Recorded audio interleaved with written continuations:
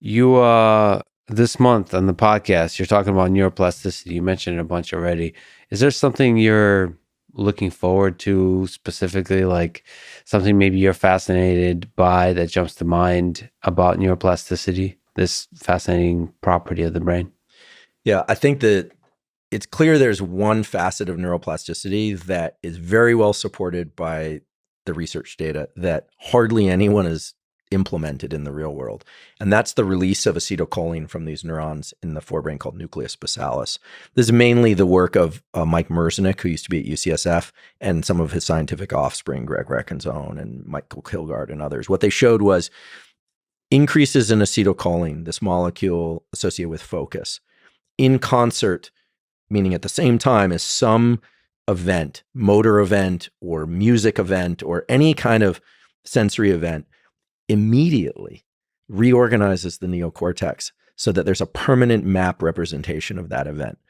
And I absolutely believe that this can be channeled toward accelerated skill learning.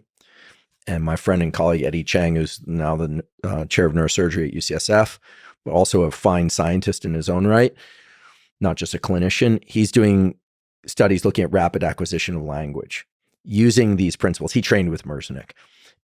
It's clear we have these gates on plasticity in the forebrain, and they are gated by nicotinic acetylcholine transmission. And why that hasn't made it into protocols for motor learning, sport learning, language learning, music learning, emotional learning, I don't know. I think part of the reason has been kind of cultural, is that scientists publish their paper and they move on. Merzenich talked a lot and still can be found from time to time talking about how these plasticity mechanisms can be leveraged. But he had a commercial company, and so then people kind of backed away from it a little bit. I think he was, to be honest, I think Merzenich was ahead of his time. And I think the timing is right now for people to understand these mechanisms of plasticity and start to implement them. Also, it all sounds like becoming superhuman or optimizing or whatever.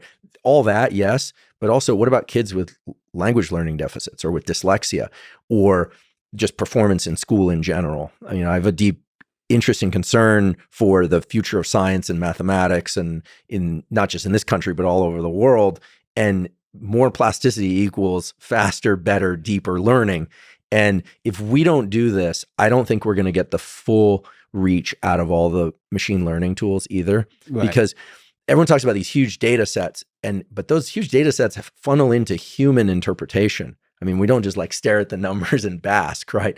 So the human brain, I think, needs to leverage these plasticity mechanisms to keep up with the thing that's happening very, very fast, which is technology development.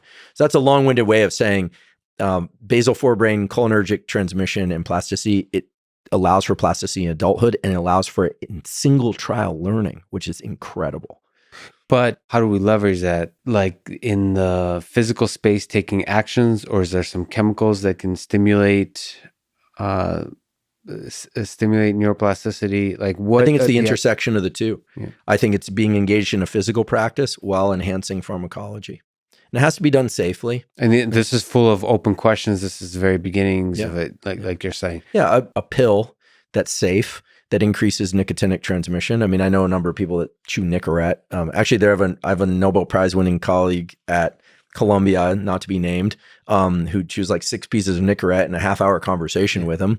And he started doing that as a replacement for smoking, because smoking is nicotinic stimulation of the cholinergic system. So smokers have long known that it increases focus and attention and learning. It's just that the lung cancer thing is a barrier.